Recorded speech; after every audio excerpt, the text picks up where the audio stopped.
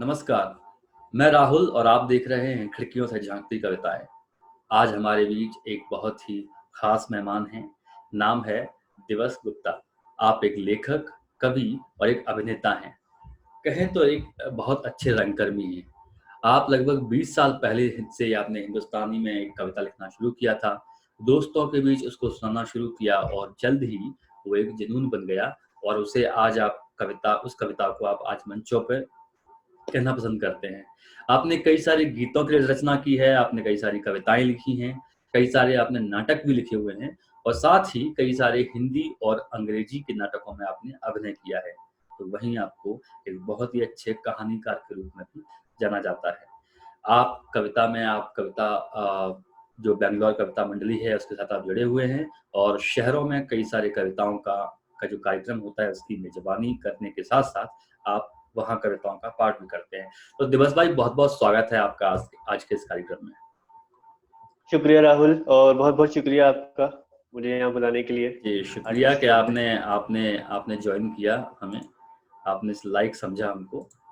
तो आभार। दिवस भाई एक सबसे पहला सवाल आपका मेरा आपसे ये है कि बेसिकली वो कौन-सी चीज़ें रहीं जिन्होंने आपको थिएटर में आने के लिए मजबूर किया? क्योंकि आप एक रंगकर्मी भी हैं, राइट? आप कविताएँ करते हैं, जी। लेकिन आप एक रंगकर्मी भी हैं, तो मेरा सवाल ये है कि वो कौन-सी चीज़ें रहीं जिन्होंने आपको थिएटर में आने को मजबूर किया या आपकी परवरिश कैसी रही या ऐसा कुछ परिवार से या बचपन से ऐसा कुछ था जो आपको थिएटर में लाने के लिए प्रेरित किया?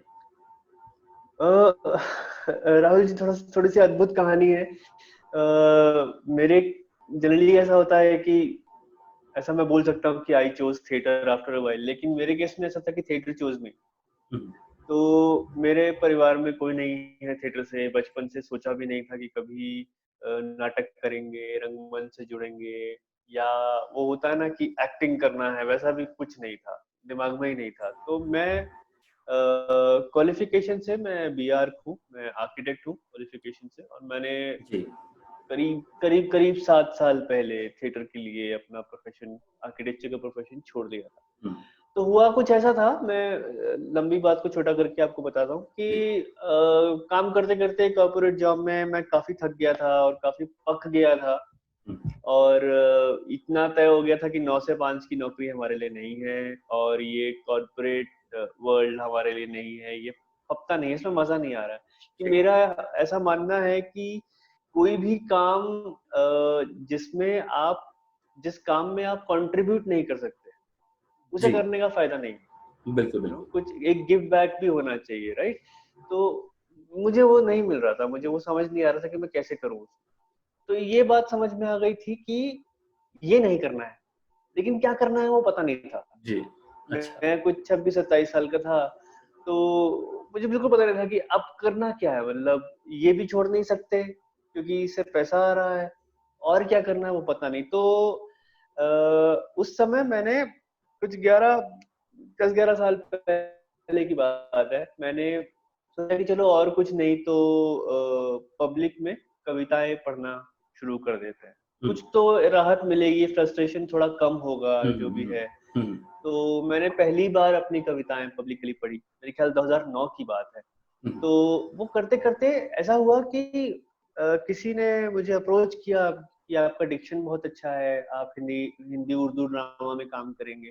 तो वहाँ से वो सफ़र शुरू हुआ और फिर धीरे-धीरे मैं पहले एक्चुअली टीवी से शुरू किया, मैंने डीडी जी, कर्नाटका से शुरू किया जी। और फिर वो धीरे-धीरे फिर अच्छा लगने लगा तो वो थिएटर में आ गए। वो ऐसा थिएटर कुछ में जब ऐसा पहुँच गए जी, थिएटर में जब पहुँच गए तो फिर एकदम से ऐसा लगा कि हाँ, यही था जो करना चाहते थे हम। य यही हुँ, था जिसको हम कर भी सकते हैं अच्छे से और इसमें कंट्रीब्यूट भी कर सकते हैं। जी। तो ऐसा कोई ख़्याल नहीं था, ऐसे कोई ख़्वाब नहीं थे कि जैसा कि आज लोग देखते हैं कि मुझे एक्टर बनना है, टीवी में आना है या फ़िल्में करनी हैं या मतलब एक बड़े सपने लेके उम, मुंबई चले जाना या दिल्ली चले जाना थिएटर को लेके या फिर ऐसा कुछ प्लान नहीं था आपकी ज़िंदगी में?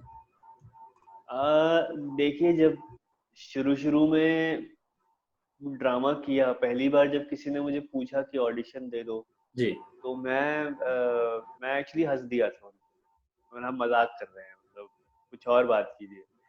तो उन्होंने बड़ा इंसिस्ट किया, तो दोस्त थे, तो उन्होंने बड़ा इंसिस्ट किया, तो मैं ऑडिशन देने चला गया। उसके बाद जब मैंने 3-4 ड्रामा डीडी कर्नाटका पे कर लिए, तो बहुत जी, तारीफ होनी शुरू हुई, लोगों ने पसंद किया। जी, तो जैसा कि हर नए इंसान का होता है ना थिएटर में, कि यार एक्टिंग करना है, कुछ कर दिखाना है, बिल्कुल, एक जबरदस्त अभिनेता बन जाना है, और वो फिर एक दिन मुंबई जाएंगे। शुरू शुरू में था वो, जी, क्योंकि तब समझ नहीं थी कि किस चीज में कदम डाल रहे हैं, किस चीज में पैर डाल रहे हैं, है ना। जी, तो लेकिन अच्छी बात ये थी कि मैंने कुछ ऐसे लोगों के साथ काम किया जिन्होंने जिन्होंने मुझे आ, मौका दिया कि मैं उनको ऑब्जर्व कर सकूं।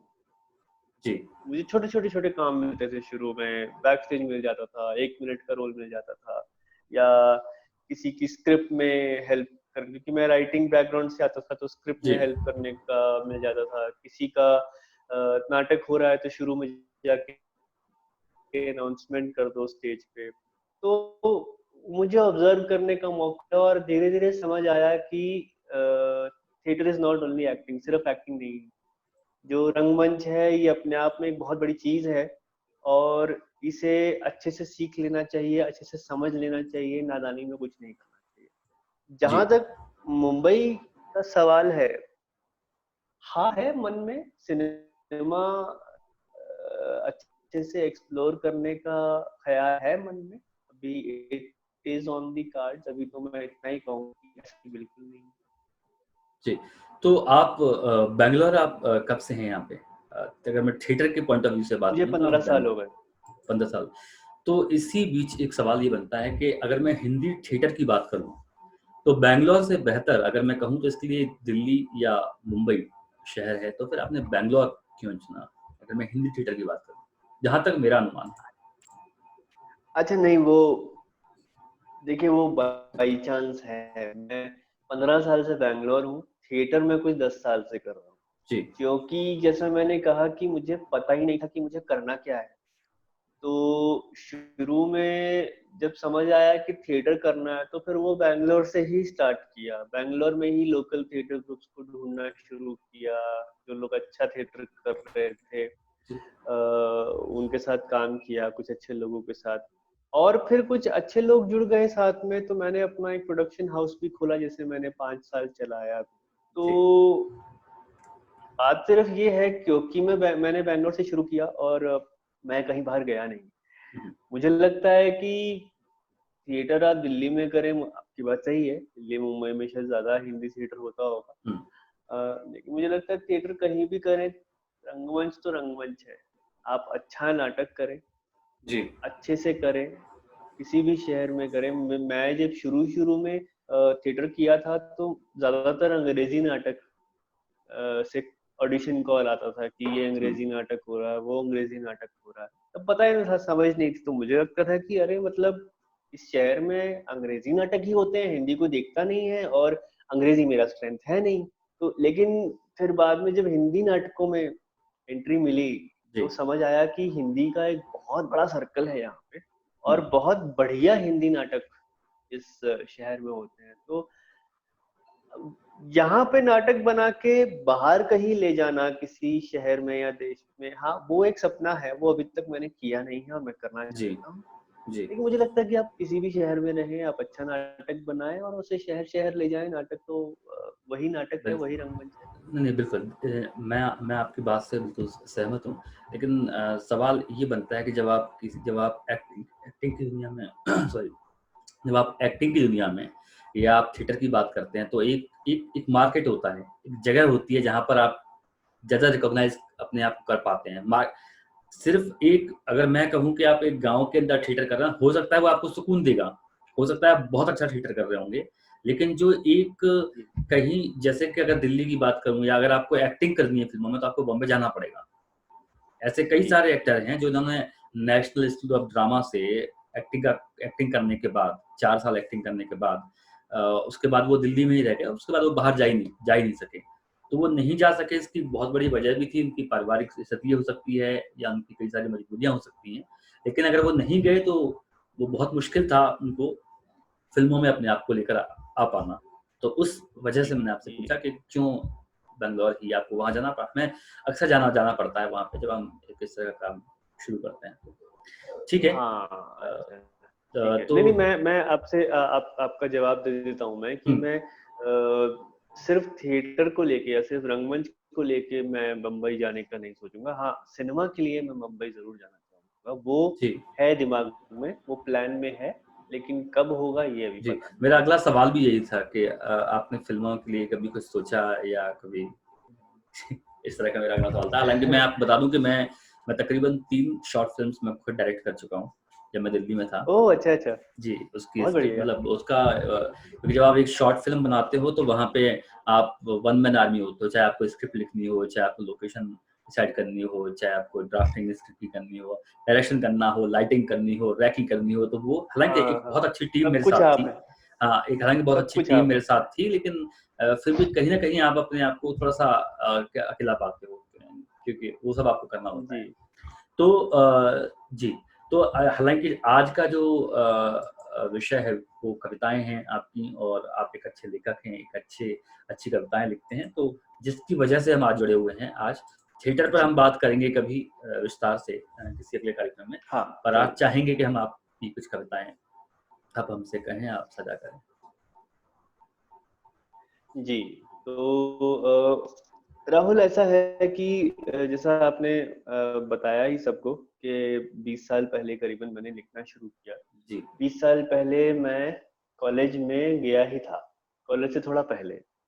तो वो मेरे ख़्याल से वो एक माहौल ऐसा होता है कि जिसमें इंसान को सब कुछ रोमानी लगता है, सही है, सब कुछ सही है। सुंदर लगता है। तो बहुत सी ऐसी कविताएँ तो हैं उस टाइम की जो मैं पढ़ता ही नहीं हूँ। मैं बताता ही नहीं हूँ किसी को कि लिखी है, मैं खुद भी नहीं पढ़ता हूँ। हुँ, इंसान इवॉल्व हो जाता है 20 साल जी, पुरानी बात। बिल्कुल। पर ये है कि अ अ, मुझे थोड़ा वक़्त लगा कॉलेज से निकलने के बाद मेरी मेरी पोएट्री में गैप आता रहा। मैंने बहुत ज़्यादा नहीं लिखा है, हुँ, लेकिन मेरी पोएट्री में गैप आता रहा, जहाँ मुझे लगा कि अब कुछ दिख नहीं रहा है, कुछ सूझ नहीं रहा है। तो मैंने गैप लिया, थोड़ा पढ़ा, थोड़ा समझा। ये अकल भी बहुत देर में आई कि अगर लिखना चाहते हो तो पढ़ना ज़रूरी है। ज़रूरी है, बिल्कुल। तो वो ऐसी उम्र थी जिसमें जोश ज़्यादा होता है कि हाँ, लिख देंगे, अच्छा कर देंगे, ये कर देंगे, वो कर देंगे। तो ये अकल भी थोड़ी देर में आई कि भई पढ़ना भी ज़रूरी होता है। कविता लिखते हो तो कविता पढ़ो भी, कहानियाँ पढ़ो। तो वो भी मैंने काम देर से शुरू किया, अभी भी हुँ, चल रहा है वो हुँ, काम। ज़बान की समझ काफ़ी देर में आई। दूसरा मैं समझता हूँ कि अच्छी शायरी या अच्छी आर्ट कहीं न कहीं कहीं न कहीं अ, शायद कुछ लोग असहमत होंगे लेकिन कहीं न कहीं ऑपरेशन से निकलती है। हुँ, चाहे वो ऑपरेशन आपने अपने ऊपर देखा हो या दूसरों में देखा हो, बिल्कुल। जो दबाव है, जब ना जो पीड़ा है, जो जो दुःख है, वो उससे शायरी निकलती है। जब जब आप उसे महसूस करते हैं, उसके खिलाफ या उसके बारे में आवाज़ उठाना चाहते हैं, लोगों को बताना चाहते हैं, जी, उसके बारे में अवेयरनेस लोगों को फैलाना चाहते हैं। मुझे नहीं लगता कि अ, मैंने ऑपरेशन साक्षात या ऐसा कुछ विटनेस किया है अपनी लाइफ में। क्योंकि मैं जिस तरह से हर किसी का अपना लाइफ होता है, मेरे ख्याल से मेरे अंदर का ही जो क्या बोलते हैं कन्फ्यूजन था, मेरे अंदर की जद्दोजहद इतनी ज़्यादा थी कि मैं बाहर उतने अच्छे से उसको बाहर की चीज़ों को उतने अच्छे से लिख नहीं पाया। तो जी, मेरी शायरी मैं नज़्में लिखता हूँ हिंदुस्तानी में जी, और मेरी नज़्में अक्सर रुमानी होती हैं या मेरे बारे में होती हैं या रिश्तों के बारे में होती हैं। मैंने थोड़ा-थोड़ा कुछ कई-कई बार सोशल इश्यूज़ पर लिखा है। मैं उन्हें ऑब्ज़र्व करता हूँ क्योंकि एक रंगकर्मी की हैसियत से भी हम इस बारे में पढ़ते भी हैं, जानने की कोशिश भी करते हैं जी, और ऑब्ज़र्व भी करते हैं। तो उसको ऑब्ज़र्व भी किया है लेकिन ठीक से लिख नहीं पाया हूँ, कभी-कभी बहुत ज़्यादा इकट्ठा हो गया तो एक साथ निकल आया। उस जी, तरह से तो मैं जी, उसके बारे में भी थोड़ी बहुत बात करूंगा। जी बिल्कुल। एनीवेज, तो कविताओं की जहाँ बात आती है, मैं एक टॉपिक है, मैं सोच रहा था कि कहाँ से शुरू करूं आज की चर्चा। तो एक टॉपिक है जिस पर मैंने काफी कविताएं लिखी हैं, और जैसे रोमानी की बात की मैंने, रोमांस से ही शुरू करते हैं। बिल्कुल। रोमांस कई तरीके का होता है। तो एक टॉपिक है मौसम, जिस पर मैंने बहुत बातें की हैं। तो एक कविता मैंने बहुत पहले लिखी थी, मेरे ख्याल कुछ 10 साल पुरानी कविता है। तो ये ऐसा है कि चलो मौसम को चिट्ठी लिखें, चलो मौसम को चिट्ठी लिखें और इंतजार करें जवाब का। जैसे कोई नादान बच्चा रेत के घर बनाकर राह देखता है लहरों। चलो। चलो जज्बात भिगोकर टांग दे रस्सी पर, चलो जज्बात भिगोकर टांग दे रस्सी पर, और तानों से कसी चूटी से बांध दे, और बटोर लें कुछ बिखरते निचुड़ते रिश्ते। चलो अच्छा। कागज की चिड़िया बना ले, चलो कागज की चिड़िया बना ले और पिंजरे में कैद कर ले। चलो कागज की चिड़िया बना ले और पिंजरे में कैद कर ले। जैसे कोई नामुराद आशिक किसी नामानुस से दिल लगाकर उम्र भर के लगाव की राह देखता है। अच्छा। चलो समंदर खींच कर तोड़ दे सब आफाक, आफाक बोलते हैं होराइजन्स को। जी। चलो समंदर खींच कर तोड़ दे सब आफाक, और जाड़ों को कोसते रहे। समंदर खींच कर तोड़ दे सब आफाक और जाड़ों को कोसते सोचते रहे। रहे। जैसे तैश में फेंक दे किसी पर कड़वे लफ्ज, जैसे तैश में फेंक दे किसी पर कड़वे लफ्ज कोई, और हाथ बढ़ाकर मीठा शहद मांग ले। क्या बात चलो उछलकर बादल पर बैठ जाए, चलो उछलकर बादल पर बैठ जाएं और बारिशों पर उड़ने की तमन्ना करें। जैसे खुद से हारा कोई मुसाफिर मंजिल से उल्टा चल के लंबे सफर की दुहाई देता है। है। अच्छा। चलो जमाने को लिबास बनाकर ओढ़ लें, चलो जमाने को लिबास बनाकर ओढ़ लें और चेहरों पर सफेद आईना चिपका लें। जैसे कोई शायर कुछ बहकी बहकी बातें करके पूरी दुनिया को दीवाना मालूम करता है। चलो मौसम को चिट्ठी लिखें। क्या बात है, क्या बहुत ही अच्छी कविता दिवस भाई आपकी है। बहुत ही तो ये कविता आपने कब लिखी थी? ये हाल ही में लिखी हुई कविता है या फिर? नहीं नहीं, ये कुछ 10 साल पुरानी कविता है। ये मेरे ख्याल बारिशों के दिन थे शायद। ये मौसम बेंगलोर का है? तो बेंगलोर की बात कर ऐसे रहे हो आप? ही बैंगलोर का ही मौसम था, जी। बैंगलोर का ही मौसम था। और मेरे ख्याल से क्योंकि मैं 2005 से हूँ बैंगलोर में, तो मैंने बैंगलोर का मौसम बदलते हुए देखा है। जी मैंने बिल्कुल वो बिल्कुल। मैं 2003 में भी बैंगलोर में रहा हूँ, हम्म। तो मैंने वो माहौल भी देखा है जब अंधाधुंध बारिश होती थी और जरा सी गर्मी बढ़ी तो बारिश हो गई। बारिश हो जाती थी। हाँ, ड्राई एयर कि आप 1 मील चलते जा रहे हैं, थक हम्म। गए हैं, किसी पेड़ के नीचे खड़े हो जाएं और आप एकदम ठीक है। ये बैंगलोर का वेदर था जब पेड़ ही पेड़ हुआ करते थे। मुझे एमजी मुझे रोड। लगता है कि पिछले तकरीबन 3 साल से भी बहुत कुछ चेंज हुआ है। मतलब हालांकि मैं पिछले 3 साल से यहाँ पर हूँ, मैं बेंगलोर में। जी मुझे यहाँ 3 साल ही हुए हैं, लेकिन जब मैं आया था तब से आज तक भी मौसम में बहुत अच्छा खासा बदलाव है। एक एक वक्त जी, मौसम बड़ा। हर साल बदल रहा है, हर हम्म। साल बदल रहा है। मैं कह रहा हूँ कि मैंने वो टाइम देखा हुआ है। अभी आप एमजी रोड पे जाएं तो आपको मेट्रो का फ्लाईओवर दिखता है। जी। मैंने वो टाइम देखा है जब इस फ्लाईओवर की जगह दोनों तरफ से पेड़ ऐसे मिला करते थे एमजी रोड। क्या बात है। तो हाँ, तो शायद वो थोड़ा बहुत उसको ध्यान में रख के कि मौसम बदल गया है। ये तो डर है कहीं बैंगलोर दिल्ली ना बन जाए। अब बन ही गया है, बस कसर क्या रह जी। गई है। तो नहीं जी। यहाँ जी, बिल्कुल तो तो हम ये हाँ जी, ये मौसम पे थी। जी हम अब अगली कविता की तरफ जी बढ़ेंगे। तो मौसम पे ही मैं आपको एक और कविता सुनाता हूँ। ये जी। कविता काफी खास है मेरे लिए, क्योंकि ये कविता लिखने से पहले काफी दिन हो गए थे, मैंने कुछ लिखा नहीं था। मैं थोड़ा भूमिका आपको बता रहा हूँ। जी। कुछ लिखा नहीं था, मन में कुछ चल रहा था, कुछ तो प्रॉब्लम था। तो ये कविता अचानक से निकली थी, जिसे बोलते ना, आ गई थी कविता ये, हम्म, कि मौसम बड़ा दगाबाज हो चला है।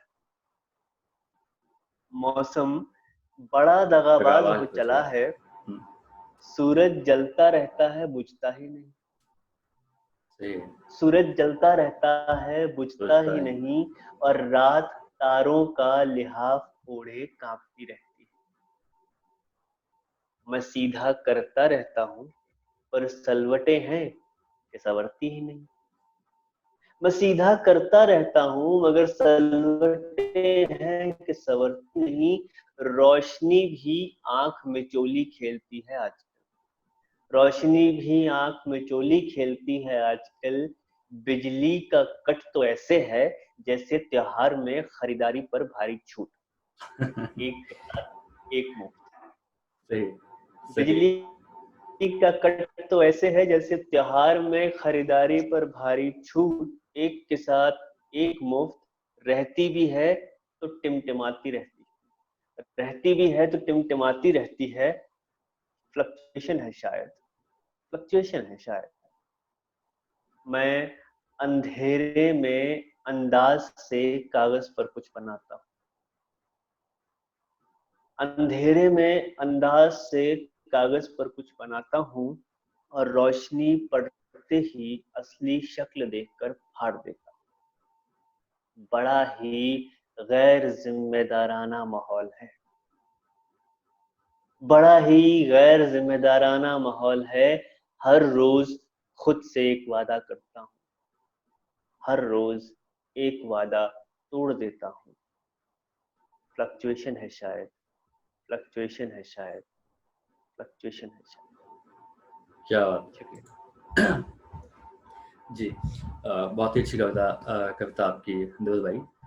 एक चीज मैं आपके साथ क्योंकि आप थिएटर से हैं, आप एक रंगकर्मी भी हैं, आपने नाटकों का जी निर्देशन भी जी किया हुआ है, तो एक वाकया है जो मैं चाहूंगा आपसे शेयर करना अपना, कि एक बार हालांकि जब मैं दिल्ली में था तो मैं राष्ट्रीय नाट्य विद्यालय या कहीं या मंडी हाउस, जो वहाँ की बहुत ही फेमस हाँ जी। जगह है दिल्ली में, तो जब मैं उसके अक्सर मैं जाया करता था वहाँ पे, और वहाँ पर एक संजय श्रीवास्तव, एक संजय भैया थे, वो वहाँ पे नाटक निर्देशन आज भी करते हैं, फिल्मों में भी काम करते हैं, तो उन्होंने पहली मर्तबा मुझे नाटक देखने के लिए बुलाया वहाँ पे।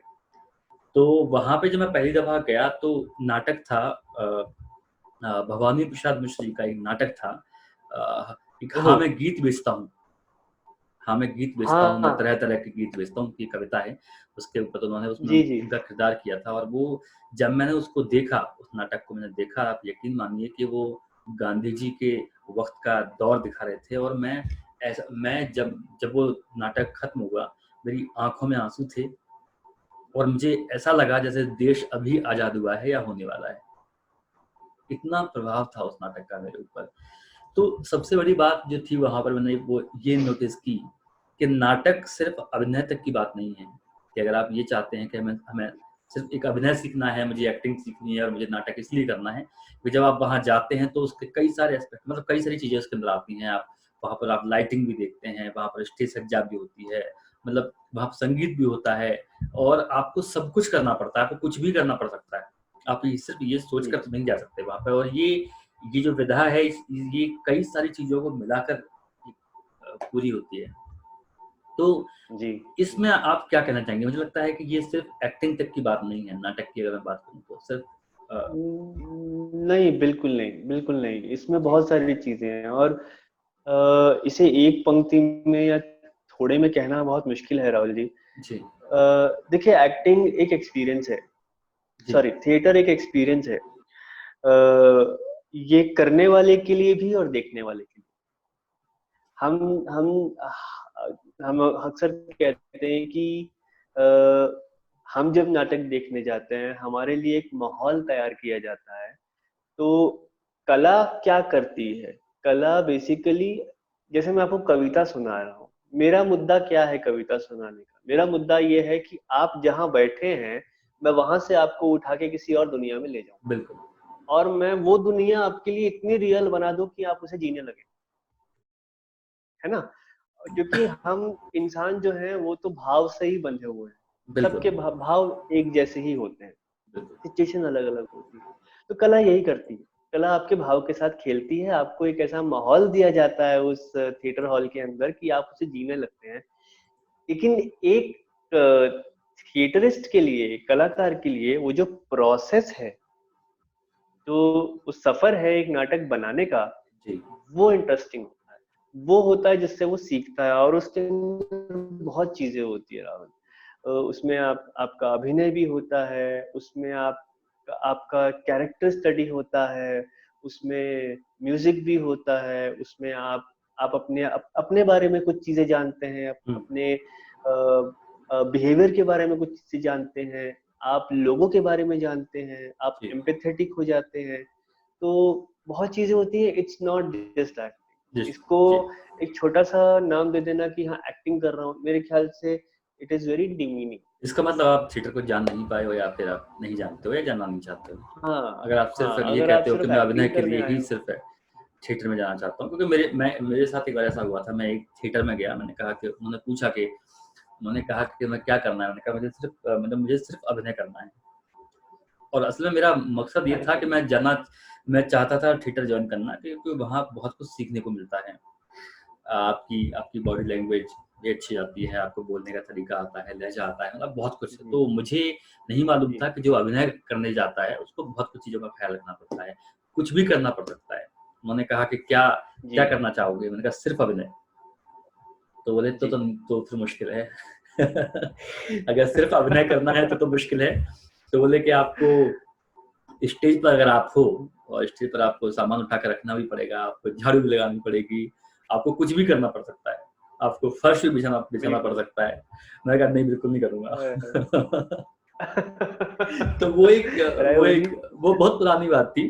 तो मैं जी, क्योंकि जी, जब थिएटर देखा, वहाँ के लोगों को काम करते देखा, लोग सुबह 9 बजे से लेकर शाम को 8-9 बजे तक 12-12 घंटे थिएटर मतलब पूरा प्रैक्टिस करते हैं, और पूरे 1 महीने जी, की, डेढ़ महीने की पूरी बहुत मशक्कत और मेहनत के बाद एक नाटक तैयार होता है, जिसके बाद उसका मंचन किया जाता है। तो ये बहुत लंबा प्रोसेस था, जिसे थोड़ा-सा शायद मैं उस वक़्त नहीं समझता था। तो ये तो ठीक है। तो अभी जैसा कि हमने अभी जी, एक अगला सवाल हमारा ये रहेगा कि अभी हालाँकि हमने कभी मंटो पर बात की थी हमने आपसे। तो मंटो जी, से आप उनको पढ़ना क्यों पसंद करते हैं? ये मेरा एक अपना सवाल है कि ऐसा क्या मंटो में आपने देखा? हालाँकि वो बहुत अच्छे क्रिटिक, राइटर मतलब लेखक और वो हैं, लेकिन मैं आपके पॉइंट ऑफ व्यू से जानना जी, चाहूँगा मंटो जी। के बारे में आप क्या कहना चाहेंगे? जी, तो मैं जैसे मैंने कहा, मैंने पढ़ना अपनी लाइफ में बहुत देर से शुरू किया। तो मेरे ख्याल वो टाइम था जब मैं 26-27 साल का, और मैं ढूँढ रहा था शहर में कि कौन थिएटर करता है, कौन नहीं करता। आज से कुछ 12 साल पहले की बात है। तो मैं और कुछ नहीं, तो मुझे लगा चलो नाटक देख सकते हैं। देखने से ही कुछ कॉन्टैक्ट मिल जाएँगे, पता लग जाएगा कैसे करना है। तो एक दिल्ली में एक थिएटरिस्ट है, स्टोरी वाला है, कमल प्रोती, आप जानते होंगे शायद उन्हें। काबुली वाला कमल प्रोती के नाम से काफ़ी फ़ेमस है वो, कहानियाँ सुनाते हैं। पहले वो बैंगलोर में ही थे, मैंने उनके साथ भी काफ़ी देर काम किया। तो वो मंटो पे स्टोरी टेलिंग करते थे। वो एक यूनिक उनका फॉर्मेट था, म्यूज़ियम थिएटर करके। वो किसी के घर में जाके थिएटर कर सकते थे, वो ऐसा फॉर्मेट था। तो बहुत कमाल। यूनिक था वो, और मैंने हुँ, उनके साथ काम भी किया है उसमें। तो मैंने पहली बार वही देखा, और अ, मंटो की कहानियाँ। अरे यार, ये मंटो कौन है? जानता है नहीं, मतलब ऐसा भी कोई इंसान था जो मतलब कहानियाँ लिखता था। और मेरे लिए नई चीज़ थी कि कहानियों का भी मंचन होता है, कि हम तो अल्हड़ थे एकदम। तो मैं वो देखने गया, तो उन्होंने मंटो के अफसानचे, जो माइक्रो स्टोरीज हैं, छोटी हुँ, स्टोरीज है मंटो की, उनका मंचन किया 6-7। मुझे बड़ी अच्छी लगी। तब पहली बार मेरा इंट्रोडक्शन हुआ मंटो से, और मैंने उन्हें थोड़ा थोड़ा पढ़ना शुरू किया। हुँ। तो ये था कि मैंने फिर अपना ग्रुप खोला, मेरा खुद का प्रोडक्शन हाउस खोला 2013 एंड में, और 5 साल वो चला। तो मेरे ख्याल 2000 2015 में, 2015 या 2016 के करीब मैं काफी मंटो पढ़ चुका था और काफी अच्छा मेरा कनेक्शन बैठ गया था मंटो से। हम्म, तो मैंने डिसाइड किया कि मैं इनकी कहानियों का मंचन करूंगा, मैं स्टोरी टेलिंग करूंगा। अब आपका सवाल कि मैं क्यों पढ़ना पसंद करता हूँ, जी मैंने कहानियां बहुत कम पढ़ी। मैंने प्रेमचंद जी को पढ़ा, उसके बाद मैंने गुलजार साहब की कहानियां पढ़ी, और वो एक स्टाइल कहीं कहानी कहने का दिमाग में फिट हो गया कि कहानी जो है वो इसी तरह से कही जाती है। लेकिन जब मैंने सादत हसन मंटो को पढ़ना शुरू किया, मेरे लिए एक नया दरवाजा खुला कि जी कहानी ऐसे भी कही जा सकती है। कहानी जरूरी नहीं कि कहानी उसी स्ट्रक्चर में डाली जाए जिस स्ट्रक्चर में, जो स्ट्रक्चर हमें दिया गया है, जिसे दुनिया हम्म, मानती है। हम्म, आप अपने हिसाब से भी कहानी कह सकते हैं और वो फिर भी लोगों तक पहुंच जाती है। आप ईमानदारी कहानी में कितनी जरूरी होती है वो मैंने सादत हसन मंटो की कहानियों से सीखा। और मुझे और एक चीज जो मुझे बहुत हिट की वो ये कि जब मैंने मंटो को जानना शुरू किया था, शुरू में मेरा इंट्रोडक्शन उनसे हुआ था पार्टीशन की कहानियों से और प्रोस्टिट्यूशन की कहानियों से। जी लेकिन जब मैंने मंटो को पढ़ना शुरू किया तो मुझे समझ आया कि और भी बहुत कुछ है जो उन्होंने लिखा है, और भी बहुत सारे टॉपिक्स हैं जिन पे इन्होंने बात की है। इसके बारे में कोई बात क्यों नहीं करता है? मतलब हम मंटो को ऐसे ही जानते हैं कि वो एक डार्क इंसान है भाई, तवाइफों की बात करता है, अभी पार्टीशन टैबू की, बंटवारे की बात सब्जेक्ट करता उनको उठा के बात करते हैं। है। टैबू है, हम्म, टैबू है। अरे इतना विटी है, इतना मजाकिया इंसान है वो, हम्म, इतना रंगों से भरा, बिल्कुल डार्क नहीं है, इतना हम्म, रंगों से भरा हुआ आदमी है वो।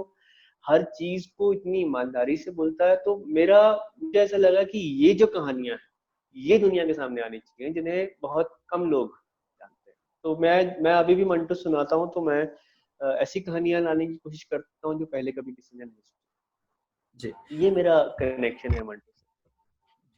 मंटो मुझे शायद ठीक से याद ना हो, शायद मंटो काली सलवार एक मंटो की जी रचना है, जिसकी मैंने जी एक फिल्म देखी थी या उसकी सीरीज रही होगी, वो बड़ी अच्छी लगी मुझे। और जी। एक तौबा टेक सिंह करके जो उनका बहुत ही हम्म, अच्छी उनकी कहानी थी, इसके ऊपर एक फिल्म बनी थी।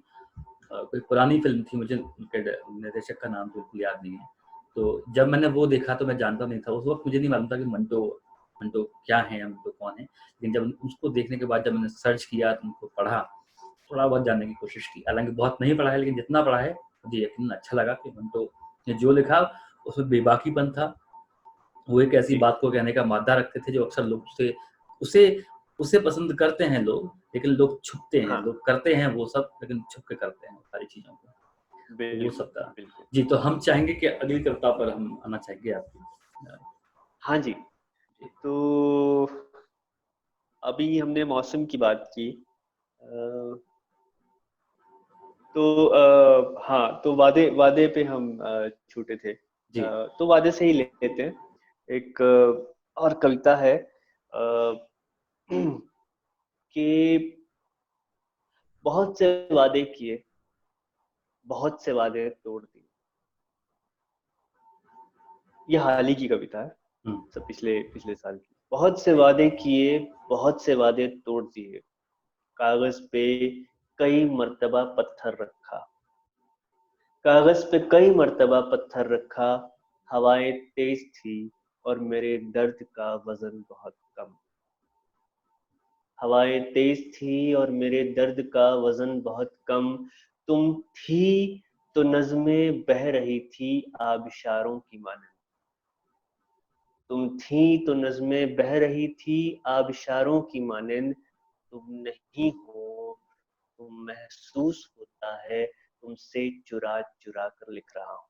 क्या तुम क्या बात है, नहीं हो बहुत अच्छा। तो महसूस होता है तुमसे, चुरा शुक्रिया, चुरा चुरा कर लिख रहा हूँ। तुमसे कहने की हिम्मत नहीं है, तुमसे कहने की हिम्मत नहीं है, मगर मेरे टूटे हुए वादे ने महफिलों से चुरा लिया है। क्या बात है, बहुत अच्छा। हवाएं तेज है, हवाएं तेज हैं, मगर इस दर्द का वजन बहुत ज्यादा होगा शायद। शुक्रिया। बहुत ही अच्छी आपकी, यकीनन शुक्रिया राहुल। बहुत गहरी। जी, शुक्रिया। जी। तो हम तो चाहेंगे कि आप जी, थोड़ा-सा यूँ ही पढ़ते रहें, क्योंकि अब आपको सुनने में यकीनन बहुत अच्छा लग रहा है, तो हम नहीं चाहेंगे कि ज़्यादा हाँ जी, हाँ जी। बातों तो में मैं बढ़ोतरी की जाए आपकी। हाँ जी, कविताओं पर बात मैं की जाए। एक्चुअली हाँ, हाँ, कविताओं पे थोड़ी बात करते हैं। हाँ, थिएटर पे क्या होता है ना कि थिएटर कहानियों की बातें, मैं बड़ा भावुक हूँ इन चीज़ों को लेके, क्योंकि करते हैं, तो ये फिर हाँ। मैं बोलना शुरू करता हूँ तो रुकता नहीं हूँ। नहीं, बात देखिए, बात वो तो नहीं है। आप मुझे मुझे यकीनन अच्छा लगता है और लग रहा है आपकी बातों को सुन के, क्योंकि मैंने खुद ही आपसे ज़िक्र किया थिएटर के बारे में। लेकिन जी, हम थिएटर जी, की जी। बात भी करेंगे, उसको हम एक अलग हाँ, ज़रूर, हम ज़रूर। एक अच्छा एक बड़ा मतलब डिस्कशन कर सकते हैं। और क्योंकि फ़िलहाल हम जी, एक जी। कविताओं से जुड़े हुए हैं और आपके पास कविताओं का परिंदा है, तो हम चाहेंगे, मैं नहीं चाहता कि ये वक़्त कहीं और दिया जाए, आपकी कविताओं को दिया जाए तो बेहतर होगा। नहीं, और लोगों को नहीं, इंतज़ार क्यों भी नहीं, आपकी क्यों नहीं। कविताओं का ही है। जी हाँ। जी, जी, जी। जी, तो एक बहुत पहले एक कविता लिखी थी मैंने। जी, मैं नई पुरानी मिक्स करके आपको सुना रहा हूँ। तो ठीक बहुत है। पहले एक कविता, जैसे ना रिश्तों की बात की, तो रिश्तों पे एक कविता लिखी थी मैंने। ये कविता भी बैंगलोर में कई जगह पढ़ी मैंने और काफ़ी पसंद की गई हुँ, कि बचपन में देखते थे, बचपन में देखते थे, माँ ऊन के 2 भारी गोले लेकर 2 तीखी सलाइयों पर कूदती रहती। प्यार से भी मुलायम उंगलियों से छोटी-छोटी गिरहें बनाती थी। धागा धागों में यूं लग जाता था जैसे किसी बच्चे ने पानी के छल्ले उड़ाए। धागा धागों में यूं उलझ जाता था जैसे किसी बच्चे ने पानी के छल्ले उड़ाए हों, फिर उन्हें हाथों के बूर से पोंछ देती थी और आखिरी सिरे में एक गांठ लगा देती थी। अच्छा है।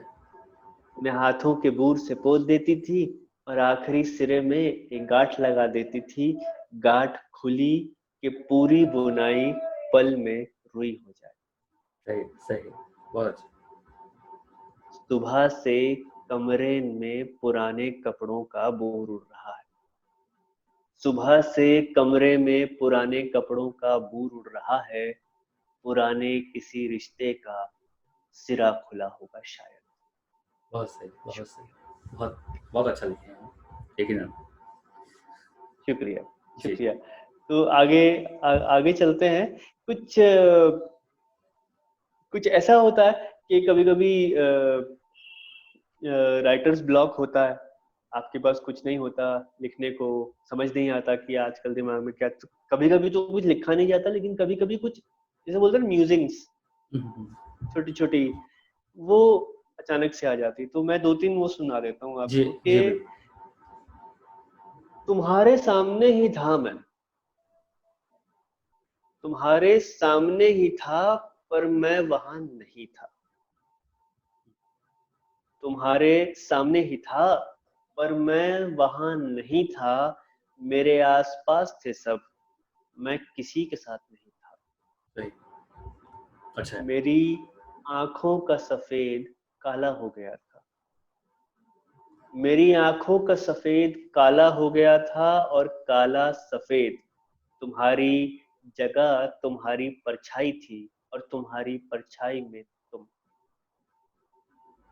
क्या बात आवाज दिखती थी मगर कुछ सुनाई नहीं देता था। आवाज दिखती थी मगर कुछ सुनाई नहीं देता था। मैं बस पहुंचा ही था कि मैं जा चुका था। शुक्रिया। क्या बात है! मैं पहुँचा ही था कि मैं जा चुका था।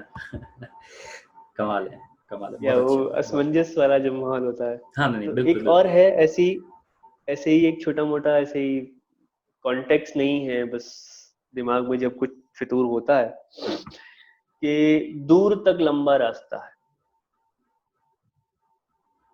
दूर तक लंबा रास्ता है और कुछ भी नहीं। 2 कदम है, बस हुँ, चलते जाते हैं। जी, दूर तक लंबा रास्ता है और कुछ भी नहीं, 2 कदम है, बस चलते जाते हैं। दिन गिनते हो, साल गिनते हो, महीने हफ्तों मिनटों और घंटों का हिसाब रखते हो। बारिश में भीगी हुई घड़ी का कांच धुंधला हो गया है। बारिश में भीगी हुई घड़ी का कांच धुंधला हो गया है। वक्त ठीक से दिखाई नहीं देता, बस चीख चीख कर सन्नाटे को तोड़ता रहता है। सन्नाटे बड़े नाजुक होते हैं। दूर तक लंबा रास्ता है, 2 कदम है, बस चलते जाते हैं। धुएं में उड़ाओ या घोल कर पी जाओ, धुएं में उड़ाओ या घोल कर पी जाओ। जिंदगी इतनी कीमती नहीं कि बेच कर कुछ खरीद लें, हम मगर इतनी सस्ती भी नहीं कि किसी महंगे ख्वाब के बदले गिरवी रख सही है। दें। दूर तक लंबा रास्ता है, कुछ दिखाई नहीं देता, 2 कदम है, बस चलते जाते हैं। पीछे मुड़कर देखो, तुम्हारे पैरों के निशान पर कोई आहिस्ता आहिस्ता चल रहा है। क्या शुक्रिया। क्या बात है। ये मतलब बहुत अच्छी लाइन थी कि सन्नाटे बहुत नाजुक होते हैं। बहुत ही अच्छी लाइन थी। सन्नाटे बहुत नाजुक होते हैं। जो अभी आपने एक सबसे अंत में जो आपने एक लाइन कही थी कि जिंदगी इतनी सस्ती नहीं। एक बार आप दोबारा बोलेंगे उसको? हाँ, जिंदगी इतनी कीमती नहीं कि कीमती। बेचकर कुछ खरीद लें, इतनी सस्ती भी नहीं कि किसी महंगे ख्वाब के बदले में गिरवी रखते हैं। जी। ये लाइन थी आपकी। यहाँ से मुझे एक चीज़ याद आती है कि एक बार जब मैं दिल्ली था तो मुझे क्योंकि मैं फ़िल्मों को लेके बहुत ज़्यादा पागलपन था उस दौरान। अच्छा तो अच्छा। लगता था कि कभी लोग कहते भी थे कि यार यहाँ क्या कर रहे हो, बॉम्बे जाओ कर लो। इतना आसान नहीं होता है हाँ चीज़ों को मतलब बदल देना। तो जी। एक मेरे जानने वाले थे, भैया थे जो जो आज काफ़ी, अगर मैं कहूँ तो काफ़ी बड़ी फ़िल्म उन्होंने एडिट की थी। एफटीआई पुणे से थे वो। उन्होंने कहा कि राहुल तुझे अच्छा। अगर दिल्ली आना है, बॉम्बे आना है तो तुम आ जाओ। अगर तुमको बॉम्बे आना है तुम आ जाओ। हम्म। लेकिन ये याद रखना जब आओ तो वहाँ पे सब कुछ छोड़ के आना। और हाँ मतलब ये मत सोचना कि माँ-बाप क्या सोचेंगे, माँ-बाप क्या कहेंगे। तो मेरे मन में एक ख़्याल आया, मैंने कहा दादा इतने सपने मेरे कितने भी बड़े हो सकते हैं, पर इतने बड़े नहीं हो सकते हैं कि मैं ये सोच छोड़ के आ जाऊँ कि मैं अपने माँ-बाप को उनकी हालत पे छोड़ के आ जाऊँ कि नहीं। कि ऐसा सपना मेरा बिल्कुल। किसी काम का नहीं है जो कभी ज़िंदगी में पूरा हो जाए और वो ना हो उस वक़्त, तो फिर ऐसे सपने की कोई कीमत जी नहीं होगी मेरे लिए। तो फिर मैं गया बिल्कुल ही सही नहीं। बात हाँ, फिर मैं गया नहीं, हालाँकि मैं जाता तो शायद बहुत कुछ सीखने को मिलता, हो सकता है कुछ अच्छा हो भी जाता। लेकिन जो कुछ भी आज है अच्छा है, मैं बहुत खुश हूँ इससे भी। जी तो आप जी। बहुत और सही। सीखना तो चलता रहता है जी, राहुल। हाँ। तो वो ज़िंदगी सिखाती है आपको, उसका अपना एक प्रोसेस होता है। जी, तो हम अगली कविता की ओर चलेंगे अब। जी, तो अगली कविता मैं क्या सुना दूं आपको। तो हाँ, तो ये अच्छी कविता रहेगी। थोड़ा सा बहुत डीप हो गया है ना, तो थोड़ा सा रोमानी कर लेते हैं इसको। जी, बिल्कुल, बिल्कुल। तो तो पिछले साल होली के टाइम पे एक थीम दिया गया था, रंग। जी। और मैं बहुत ही अजीब से मूड में था उस वक्त, क्योंकि मैंने बताया मेरा ब्रेक चल रहा था थिएटर से, डेढ़ दो साल जी, का हाँ, कुछ काम आप नहीं था करने को, स्ट्रगल टाइम था, बड़ा अजीब से चल रहा था। मैंने रंग पे ही कविता लिखी, हालांकि होली की तरह हैप्पी नहीं थी वो पोएम, इतनी खुशनुमा नहीं थी। हुँ, बट ये सुनिए कि वो जैसा छोड़ गए थे तुम, अब कुछ भी वैसा नहीं। आप इसमें रंग देखिएगा। जी, वो जैसा छोड़ गए थे तुम, अब कुछ भी वैसा नहीं है। तुम्हारे खत निकाले कल, तुम्हारे खत निकाले कल, पहले से जरा पीले पड़ गए, क्या बात बिल्कुल वैसे ही जैसे दीवारें सीली पड़ गई। क्या बात है। बहुत अच्छा, बहुत अच्छा। बिल्कुल वैसे ही जैसे दीवारें सीली पड़ गई हैं। एक ख्वाब है, न ठीक से सोता है न जागता है, हुँ, थका थका सा रहता है। जी, लाल आंखों के नीचे काले गड्ढे पड़ गए हैं। वो वो जो मेरी पेंटिंग बनाई थी तुमने, वो जो मेरी पेंटिंग बनाई थी तुमने, उसके बालों में भी चांदी का रंग उतर आया है। क्या वो बात जो मेरी पेंटिंग बनाई थी तुमने, उसके बालों में भी चांदी का चांदी का। रंग उतर आया है। तुम्हें याद करता हूँ तो तुम्हारी पसंदीदा गजल पढ़ लेता हूँ। कोई जख्म फिर से हरा हो जाता है, दिन रात में और रात दिन में तो बदलता ही रहता है। वो जैसा छोड़ गए थे तुम मुझको, उतना तन्हा नहीं हूं मैं। हर चीज यहाँ रंग बदल रही है, हर चीज अब इंसानों सी लगती है। शुक्रिया। सही है, बहुत अच्छी कविता है। यानी कि आपने रंगों की बात कह दी दूसरे शब्दों में, जहाँ पर हम जी अंदाजा लगा सकते हैं कि कहाँ कहाँ पे रंग दिखे हैं इस कविता में। जी जी। तो रोमांस की बात आई है तो एक और मैं रोमानी कविता, जी मैं जनरली कविताएं मेरी कहीं लिखी हुई नहीं होती हैं। जैसे मैं आपको बोल रहा था कि मुझे ढूंढनी पड़ेगी कविताएं, कुछ जी मिली, कुछ मेरे को दिमाग से याद तो मैं सुना रहा हूँ आपको। तो एक कविता है, वो काफी पसंद की गई थी कि सुनो, शाम में घर लौटना तो जरा एहतियात से जाना, तुम्हारा कमरा बिखरा पड़ा होगा। शाम में घर लौटना तो जरा एहतियात से जाना, तुम्हारा कमरा बिखरा पड़ा होगा। सामने बुक शेल्फ पर कुछ जख्मों का बुरादा मिलेगा। सामने बुक शेल्फ पर कुछ जख्मों का बुरादा मिलेगा। देर तलक किसी जख्म को छील कर तराशता रहा हूं मैं। देर तलक किसी जख्म को छील कर तराशता रहा हूं मैं। कुछ तो घोलकर पी भी गया था। खाली गिलास खाली गिलास उठाकर ड्रॉर में रख देना, मेरे बहुत से कीमती शेर घुले हैं इसमें। क्या स्टडी टेबल के पीछे की दीवार पर कुछ खराशें मिलेगी। स्टडी टेबल के पीछे की दीवार पर कुछ खराशें मिलेंगी। मोमबत्ती की लौ से डर कर रात भर मेरा साया इधर से उधर भागता रहा है। स्टडी टेबल के पीछे की दीवार पर कुछ खराशें मिलेंगी। मोमबत्ती की लौ से डर कर रात भर मेरा साया इधर से उधर भागता रहा है। शब भर का जागा है, मैं वहीं सोफे पर सुला आया हूं उसको। तुमने बताया नहीं, तुम्हारे कमरे के बाईं तरफ के रोशनदान का कांच टूटा है। तुमने बताया नहीं, तुम्हारे कमरे के बाईं तरफ के रोशनदान का कांच टूटा है। कोई बहुत तेज हवा चली और एक मुश्तंडा ख्याल उड़ा ले चला कई शेरों को। क्या बात। बड़े तो सब लौट आए हैं, नन्ना मुन्ना अब भी कोई लापता है। बड़े तो सब लौट आए हैं, नन्ना मुन्ना अब भी कोई लापता है। याद है, जैसलमेर के बाजार से भूरे रंग का एक कोट खरीदा था तुमने मेरे लिए। याद है, जैसलमेर के बाजार से भूरे रंग का एक कोट खरीदा था तुमने मेरे लिए। बड़ी बड़ी मूंछों वाले दुकानदार ने हंसकर ये भी कहा था, बाबूजी ले जाइए, ये रंग जिंदगी भर नहीं उतरेंगे। क्या बात। कल अलमारी से निकाला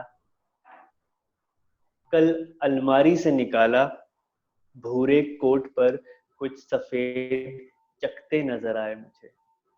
सोचता हूँ ड्राई क्लीन करा लूं, पुराने रंगों में शायद फिर से जिंदगी उमड़ पड़े। सुनो, शाम में घर लौटना तो जरा एहतियात से जाना, तुम्हारा कमरा सचमुच बिखरा पड़ा होगा। क्या शुक्रिया। बात है, क्या बात है। तो वैसे बहुत अच्छी कविता, बहुत अच्छी कविता, शुक्रिया राहुल। मतलब थमाने वाली कविता थी, अच्छी कविता थी सच में। शुक्रिया राहुल। जी एक कविता है जो मैं सोच रहा था सुनाऊं ना सुनाऊं, पर जी अब जैसा फ्लो बन गया है। ये कविता है जो अंजुमन ने एक किताब छापी थी, कर्ण कविता जी एंथोलॉजी, उसमें भी ये कविता छपी। और ये कुछ कुछ ऐसी कविताएं होती हैं हर कवि की जिनसे वो जाने जाते हैं। हम्म, और ये कविता उनमें से एक है। बहुत लोगों ने कई बार मुझे बोला कि ये वाली सुना दीजिए, हालांकि बहुत पुरानी कविता है और मैं मेरे ख्याल 1 लाख बार सुना चुका हूँ उसको। जी बिल्कुल। तो ये मैं आपको सुनाता हूँ ये। अब मुझे लगता है कि आप बहुत अच्छे से कनेक्ट कर जाएंगे इससे। हाँ, नहीं बिल्कुल, बिल्कुल। मैं सुनना चाहूँगा। कि छतें ही छतें हैं बस, छतें ही छतें हैं बस, दूर तक जहां नजर हाँफने लगे। छतें ही छतें हैं बस, दूर तक जहां नजर हाँफने लगे। दराज मकान ऊपर तक, जहां आंखें अपने ही वजन से गिरने लगे। हवा में लटकी सलीबों पर फंदों से झूलते लोग, हवा में लटकी सलीबों पर फंदों से झूलते लोग, अपनी अपनी उदासी पर मुस्कान बनाते हैं, मिटाते हैं, फिर बनाते हैं। फलक देखा था पलक भर कभी, फलक देखा था पलक भर कभी, जब तक के लोहे की टुकड़ी से घिसकर मिटा नहीं दिया किसी ने। अब धूप उतरती है चुंधियाए हुए रंगों से लिपट कर, रोशन दानों से झांक कर अंधेरे का मुंह देखा करती है। बारिश के पैर मचलते हैं, कूद के गिरती है जब जमीन छूने को, और दबरेज खड़ी दीवारों पर तोड़ दी जाती है। पैरों के निशान से जरा बड़ी, पैरों के निशान से जरा बड़ी कोई जगह मिल जाए, तो हवाएं भी झूम कर अपना दिल बहला लेती। यूं तो बैठी रहती हैं सहमी सी कहीं, सख्त किसी पेड़ के हल्के नर्म एहसासों पर। राहबर भी हरे दिखते थे पहले, राहबर भी हरे दिखते थे पहले, अब तो राहें ही सिया अंधेरी नजर आती हैं, सही। अपनी ही उतरन के कफन में लिपटी पड़ी हो जैसे। याद है जब चांद तुम्हारी छत पे दस्तक दिया करता था, मैं उसमें तुम्हारी तस्वीर देख लिया करता। क्या बात याद है जब चांद तुम्हारी छत पे दस्तक दिया करता था, मैं उसमें तुम्हारी तस्वीर देख लिया करता था। न जाने कौन सी इमारत की किस मंजिल में गुम हो गई हो तुम, बावला चांद तुम्हारी तस्वीर लिए लोगों से पूछा करता है। क्या बात है। घर की रसोई के पीछे एक बागीचा हुआ करता था। बाबूजी एक सूती बनियान और रेशमी पजामा पहने अक्सर पौधों में छुपे मिल जाते थे। उनके जाते ही बगीचा भी दफनाया गया, उनके जाते ही बगीचा भी दफनाया गया, पत्थर की सीलियों में, अपनी ही क्यारियों में। पिछली मर्तबा आया था तो घर के कोने कोने में घुस गया था, और देर तलक आंगन में पलौती मारकर बैठा रहा। पिछली मर्तबा आया था तो घर के कोने कोने में घुस गया था, और देर देर तलक आंगन में पलौती मारकर बैठा रहा था। बरकत में एक इमारत की छठी मंजिल पर रहता हूँ, बरकत में एक इमारत की छठी मंजिल पर रहता हूँ मैं, और बेचारा सावन कांच के बाहर बैठा खुश्क दीवारों का मुंह देखा करता है। क्या बात है। बहुत अच्छा। बिजली का कट लगता था तो छत पर चांद जलाकर ठंडी चांदनी में ख्वाब सेक लिया करते थे। सही। बिजली सही। का कट लगता था तो छत पर चांद जलाकर ठंडी चांदनी में ख्वाब सेक लिया करते थे। कल ही की बात है, कुछ पेड़ों की कटाई में एक टहनी से बंधा चांद का तार भी काटा गया। क्या बात है। क्या बात है। मैदान में बहुत अच्छा। मैदान में पड़ी मिट्टी मैदान से ज्यादा घर में मिल जाती थी। सही। मैदान में पड़ी मिट्टी मैदान से ज्यादा घर में मिल जाती थी। ढलती शाम में माँ किसी पौधे की मानंद एक बाग से मुझे तोड़ ले आती थी। उस बाग में जड़ें थी मेरी, उस बाग में जड़ें थी मेरी, अब वहां भी घर उगा करते हैं। वक्त ने अजब करवट ली है, जाने किस और मुंह करके सोया है। घर के सारे मेहमान रूठ कर जा चुके। बरकत में एक इमारत की छठी मंजिल पर रहता हूं मैं। आईना मेरी ही शक्ल में मुझसे सवाल करता है, और कुदरत खिड़की पर बैठी मेरे जवाब तलाशती है। पल भर को बहला लेता हूँ, इसके जख्मों को सहला लेता हूँ। पल भर को बहला लेता हूँ, इसके जख्मों को सहला लेता हूँ। जो पोथा है तुझ पर वो मिटा नहीं पाऊंगा, जो लूट चुका हूँ तुझसे वो लौटा नहीं पाऊंगा, जो लूट चुका हूँ तुझसे वो लौटा नहीं पाऊंगा। बहुत ही अच्छी कविता दिवस भाई, यकीनन बहुत ही प्यारी कविता। ये था कि बस आंख बंद करके सुनते रहो इसका पाठ।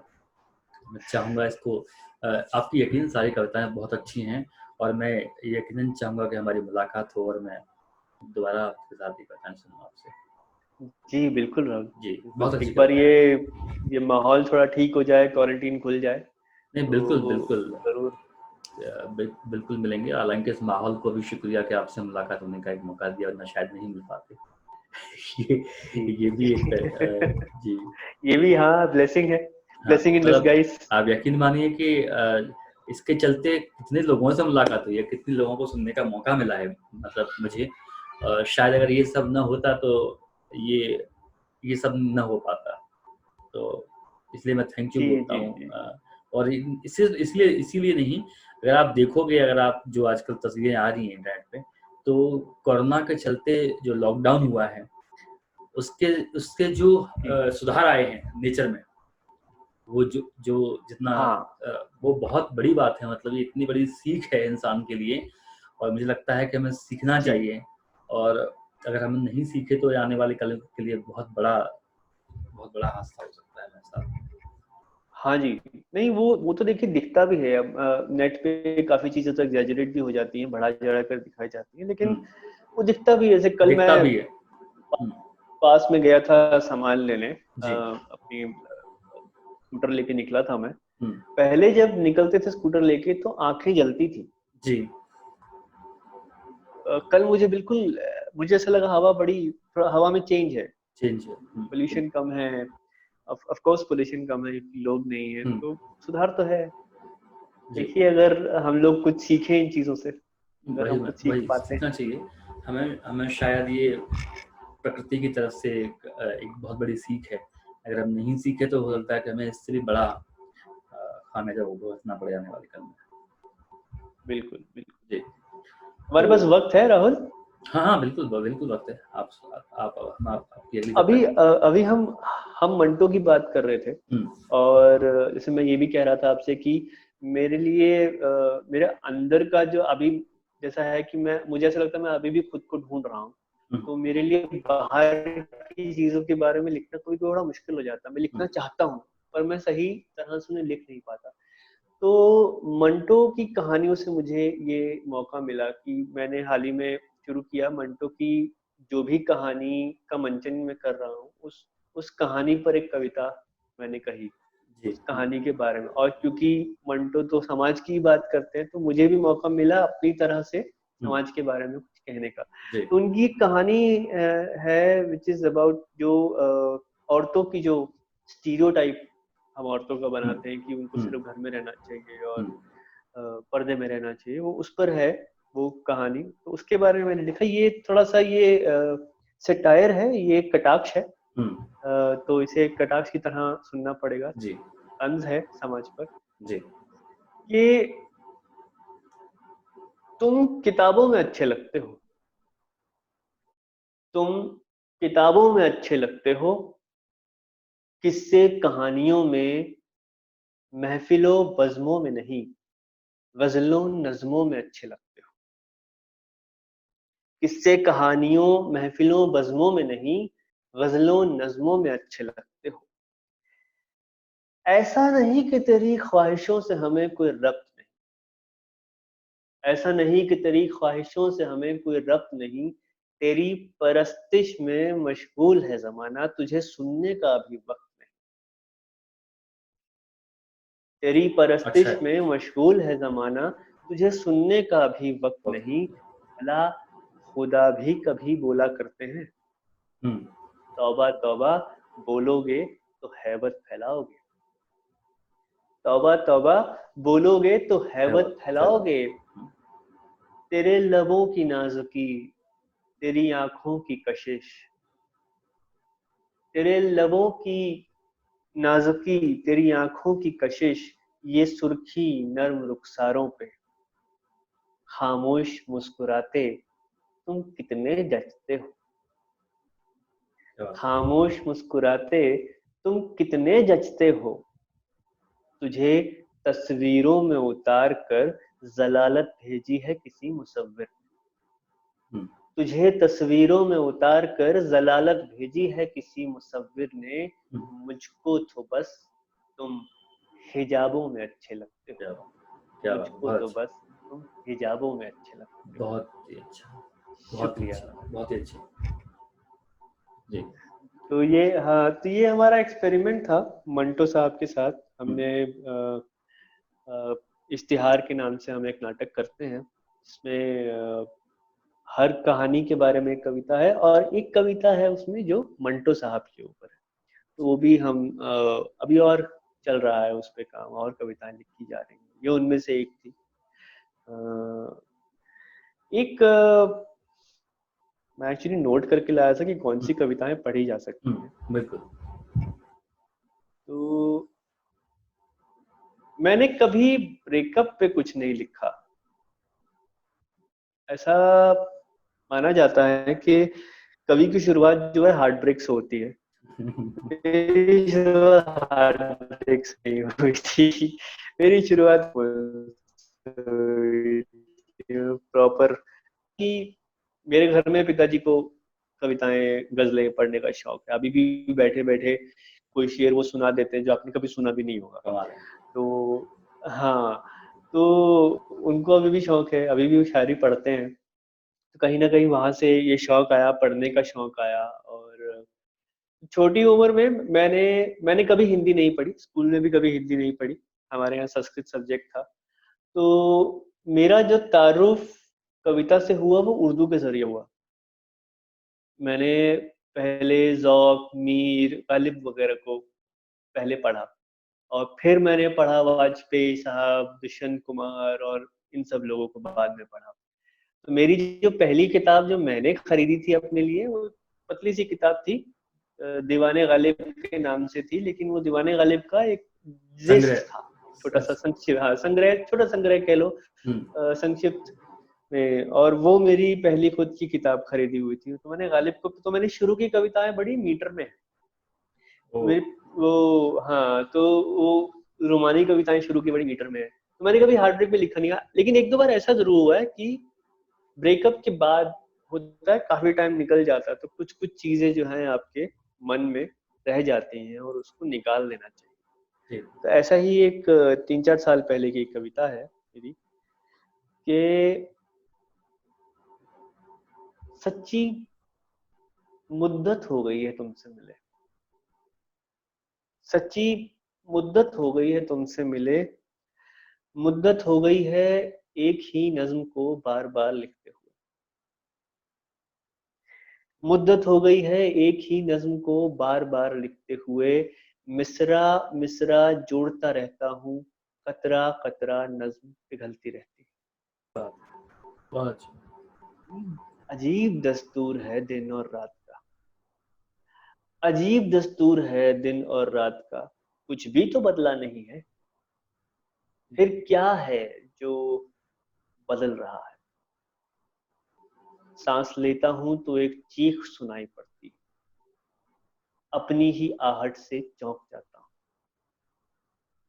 सांस लेता हूं तो एक चीख सुनाई पड़ती है, अपनी ही आहट से चौंक जाता हूं। तन्हा हूं इसलिए नहीं, इसलिए कि आहट के बाद की तन्हाई जश्न नहीं होती। गमजदा, गमगीन, परेशान नहीं हूं मैं, गमजदा, गमगीन, परेशान नहीं हूं मैं। हाँ, बस हैरान हूं जरा कि खुद पे तरस खाना भी कितना अजीब सा लगता है। दर्द होता है तो ढेर सारा जहर कागज पर उड़ेलता हूँ, दर्द होता है तो ढेर सारा जहर कागज पर उड़ेलता हूँ, और किसी मौसमी अदालत में गुजारिश की मानंद तुम्हारे नाम से जमा कर देता हूँ, जब सुनवाई होगी तब हो। क्या? किसी मौसमी अदालत में हम्म, गुजारिश की तरह तुम्हारे नाम से दर्ज कर देता हूँ, जब सुनवाई होगी तब होगी।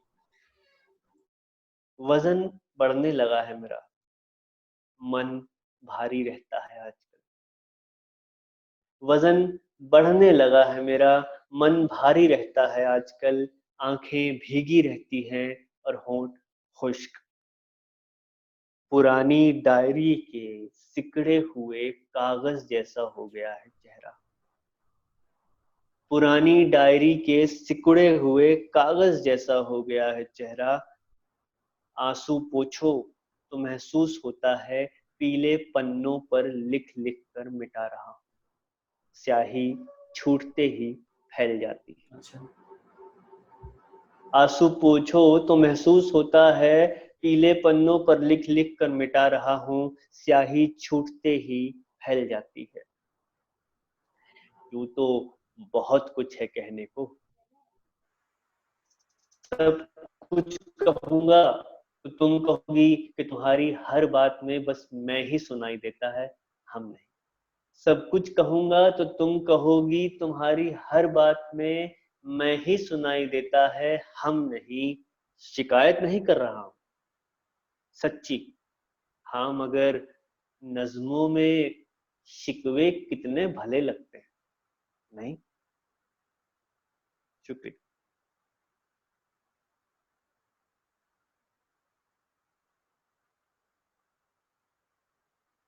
आपकी आपकी आवाज नहीं आ रही राहुल। अ, कैमरा मैंने पॉज से हटाया था और मैं बोले जा रहा हूँ उससे। कोई बात जी जी, बहुत बहुत अच्छी, बहुत अच्छा सुनाया आपने। जी, तो दिवस भाई, यकीनन हम चाहेंगे कि हमारी मुलाकात जल्द हो, और जो नहीं। भी जी आपकी कविताएं या जो भी आपकी नज्म, जो भी आपने अभी तक हमको सुनाया है, हम चाहेंगे कि इत्मीनान से बैठ कर इसको फिर सुना जाए, और इसको एक अच्छे से बिल्कुल इसको रिकॉर्ड किया जाए इसको। बिल्कुल बिल्कुल। तो क्योंकि और वक्त। अगर अगर मंटो मंटो पे हम अगर कुछ खास बात करना चाहते हैं तो मैं मुझे हाँ बड़ी खुशी होगी अगर कुछ खास बात हम मंटो पे जी, करना चाहें तो एक सेशन। जैसा कि आपने बताया था कि मंटो का अभी हाल ही में 11 मई की बात कर रहे थे आप, राइट?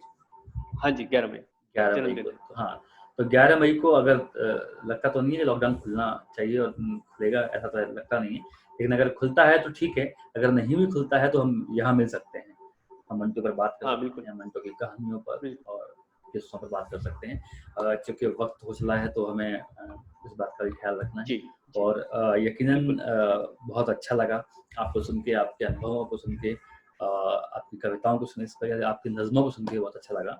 और जी यही एक वजह है कि हम चाहेंगे दोबारा मिलना, दोबारा सुनना आपको इत्मीनान से, एक कप चाय के साथ। जी राहुल, बहुत बहुत शुक्रिया। और लॉकडाउन के टाइम में आपने मौका दिया कि जी। मैं अपनी कविताएं सुना सकूं। हालांकि बहुत सी कविताएं तो मैं बहुत बार पढ़ चुका हूं, हुँ। लेकिन कविता प्रेमियों के लिए कुछ भी पुराना नहीं होता। हाँ, बिल्कुल, बिल्कुल। नहीं, और मेरे लिए सारी कविताएँ नई और थी।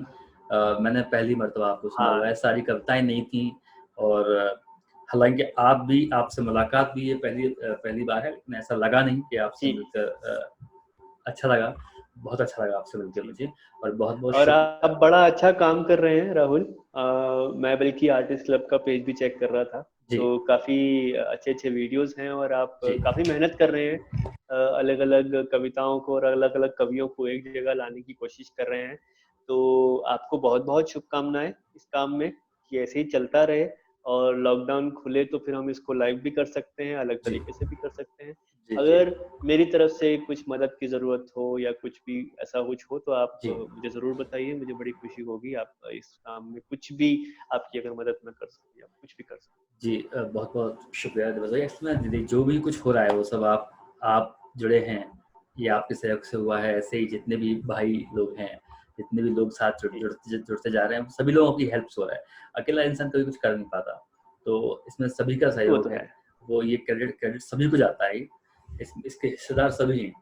तो इसलिए मैं कहता हूँ कि आपका शुक्रिया, और सभी का बहुत तहे दिल से मैं चाहूँगा शुक्रिया अदा करना, क्योंकि ना वो मेरे एक कहने पर आए, एक स्पेशली विष्णु भाई का विष्णु भाई के लिए मैं कहना चाहूँगा। विष्णु भाई ने हाँ मुझे बहुत अच्छे लोगों से जोड़ा है।